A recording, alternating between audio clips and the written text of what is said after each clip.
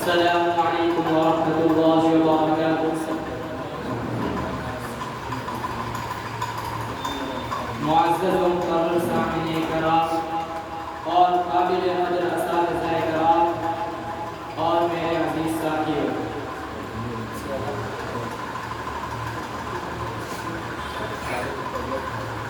نحمده ونصلي على رسوله الكريم، اما بعد۔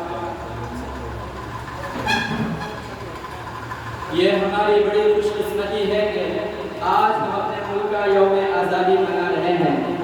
آزادی بڑی نعمت ہے، اس کی اہمیت کا صحیح اندازہ انہیں کو ہو سکتا ہے جو کبھی غلام رہ چکے ہوں یا آزادی کی زندگی کھو چکے ہو، لیکن آزادی کی نعمت کا صحیح لطف اسی وقت اٹھایا جا سکتا ہے جبکہ وہ مقاصد بھی پورے ہو رہے ہو جو ملک کے فلاح و بہبود کے واسطے لاحق عمل کے طور پر متعین کیے گئے تھے۔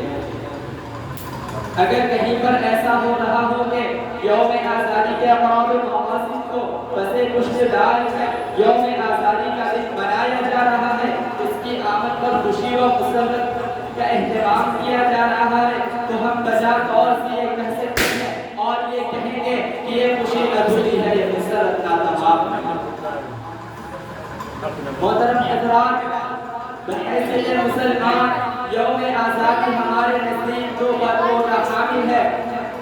ایک پہلو اس کا وہ ہے جو عام ہندوستانی یعنی سبھی ہندوستان کے فرقہ گروہ اور سبھی مذہبوں کے ماننے والوں کے لیے ہے، اور دوسرا پہلو خاص طور سے اسلامی اعتبار سے ہے۔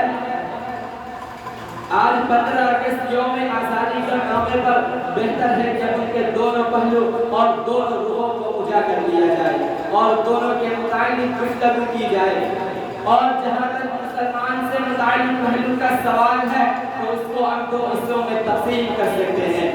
ایک یہ کہ اسلام میں آزادی کیا کیا مقام ہے، اور دوسرا یہ کہ ہندوستان کے مسلمانوں نے ہندوستان کی آزادی کی جدوجہد میں کیا حصہ لیا، اس کے لیے کیا قربانیاں دی۔ یوم آزادی کا عام پہلو جو سب سے متعلق ہے وہ یہ ہے کہ یوم آزادی کے اقرار و مقاصد پورے ہو رہے ہیں یا نہیں۔ اسلام میں آزادی کا کیا مقام ہے، اسلام آزادی کی زندگی کو غلامی پر کس قدر ترجیح دیتا ہے، اس کے جاننے کے لیے فقہ کی کتابوں کی مطالعہ کرنے کی ضرورت ہے، جس میں اس موضوع سے متعلق مستقل ابواب قائم کیے گئے ہیں، لیکن میں یہاں ان تمام باتوں کا احاطہ نہیں کر سکتا۔ البتہ مختصراً اور جمالی طور سے یہ بتانے کی کوشش ضرور کروں گا کہ اسلام میں آزادی کو کیا مقام حاصل ہے اور اسلام میں آزادی کا کیا درجہ ہے۔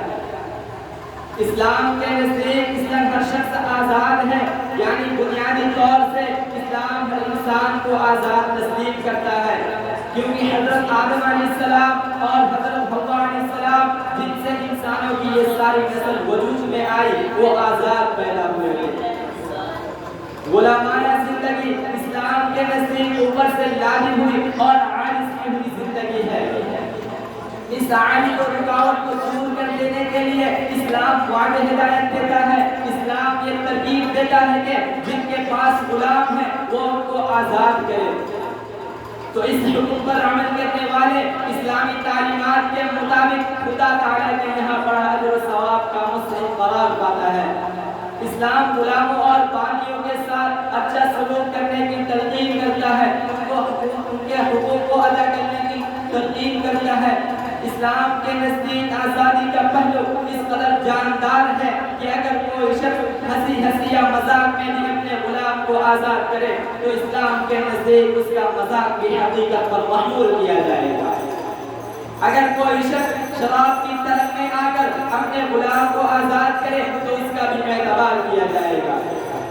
حضور اکرم صلی اللہ علیہ وسلم نے ایک حدیث میں ارشاد فرمایا کہ 3 چیزیں ایسی ہیں کہ ان کی حقیقت و حقیقت ان کا مذاق بھی حقیقت پر محمول کیا جائے گا۔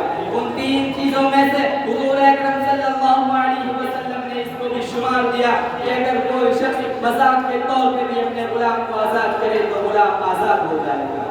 محترم حضرات، سوچنے کا مقام ہے کہ اسلام غلامی کی زندگی گزارنے والے کو آزادی کی نعمت سے کس طرح نوازتا ہے۔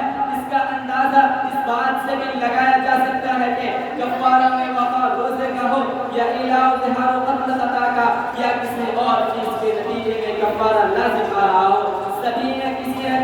پر پہنچ کر غلاموں اور باغیوں کی آزادی کا مرحلہ ضرور آتا ہے۔ اسلام انسانی زندگی کو آزادی کی نعمت سے مالا مال کرنے پر کس قدر اہمیت دیتا ہے اور کیا تعلیمات دیتا ہے، اس کا پورا اندازہ لگانے کے لیے اسلامی تعلیمات کا بہت مطالعہ کرنے کی ضرورت ہے۔ یوم آزادی کا خاص پر جو مسلمانوں سے متعلق ہے وہ یہ ہے کہ ہندوستان کو غلامانہ زندگی سے نکال کر آزادی کی زندگی عطا کرنے میں ہندوستان کے مسلمانوں کا کیا رول رہا، انہوں نے اس سلسلے میں کیا کارنامے انجام دیے، آزاد ہند کی جنگ میں ان کی کیا خدمات رہی۔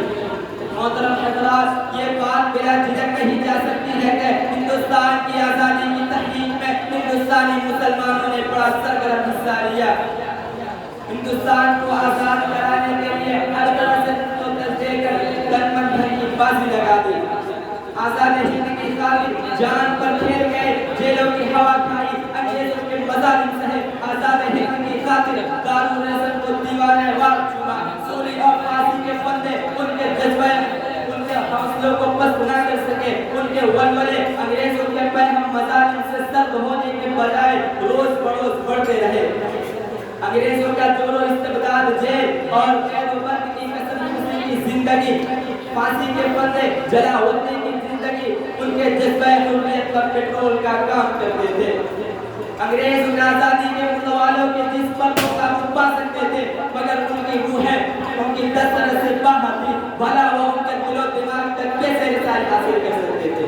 جہاں وطن پر مر مٹنے اور وطن کو انگریزوں کے پندے استبداد سے رہائی دلانے کے جذبات موثر تھے، وہ ان کے حوصلے اور ولولوں کو کیسے چھین سکتے تھے جو اپنے ہوش کی منزل سے پرے اپنا مقام بتا چکے تھے۔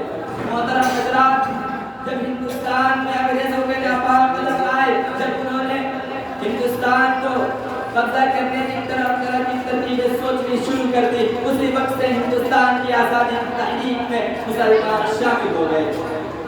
بلکہ حقیقت یہ ہے کہ جنگ آزادی کی قیادت ان علماء نے کی جو ایک طرف رات کی تاریکوں میں ظاہر شب بیدار تھے تو دوسری طرف دن کے اجالے میں غازی مجاہد اسلام تھے۔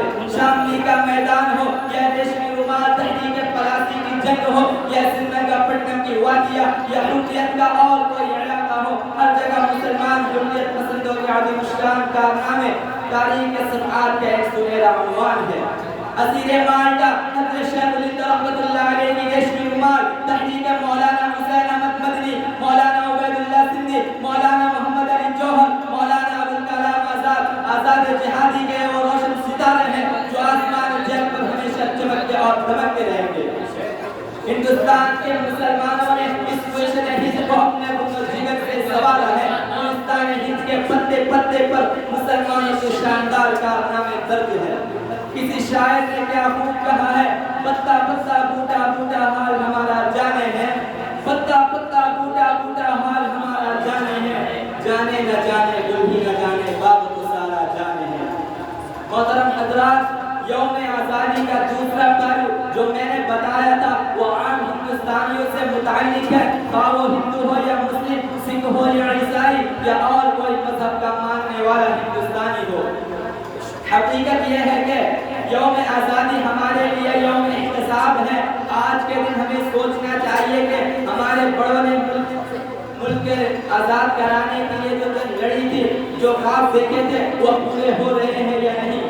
یہ بات تو بہرحال غلط ہے کہ ہمارے ملک نے اپنے مستقبل کی طرف کوئی پیش رفت نہیں کی اور مستقبل کے مجاہدین نے آزاد ہند کی جنگ میں جو خواب دیکھے تھے وہ ادھورے رہ گئے۔ لیکن اس کے ساتھ ہی ہم کو عروج و ترقی کی منزل کو آخری منزل نہیں سمجھنا چاہیے، بلکہ حالات کا مردانہ وار مقابلہ کرتے ہوئے کامیابی اور کامیابی کی منزل کی نئی وسعتیں تلاش کرتے رہنا چاہیے۔ جس طرح آزاد وطن کی جنگ میں ہندو مسلم سبھی نے شانہ بشانہ مل کر ملک کو آزاد کرایا، اسی طرح آج کی پیش آمدہ مسائل کو بھی ہم اتحاد و یکجہتی کی انہی روشن مثالوں سے اپنے سینوں کو منور کر کے اس کو حل کیا جا سکتا ہے۔ آج کی جنگ جیتنے کے لیے ہمیں اتحاد کی ضرورت ہے۔ انہی چند باتوں میں اپنی تقریر کو ختم کرتا ہوں۔ ہماری